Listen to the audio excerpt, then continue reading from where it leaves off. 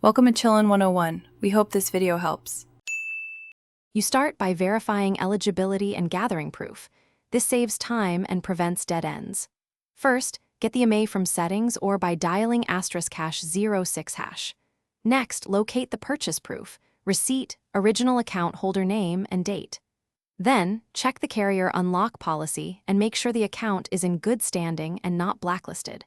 Once done, contact the carrier's unlock department with the IMEI and documents, request a factory unlock, and note the case or reference number.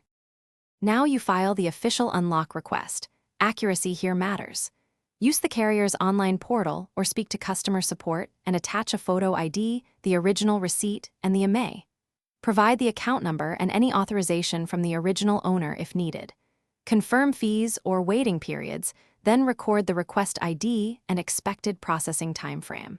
Once the carrier approves, they'll send instructions or update Apple's activation database. Make sure you have iCloud sign-in credentials ready for the final step. Finish the process by activating the device with a new carrier SIM. Connect to Wi-Fi and follow on-screen activation prompts while signed into iCloud. If activation fails, make sure the carrier confirmed the Apple activation database update. Then restart the iPhone and retry. If still blocked, restore the device using Finder or iTunes to force reactivation, and keep the carrier's reference number handy. One key troubleshooting tip. If you see a SIM lock message, confirm the IMEI used in the request.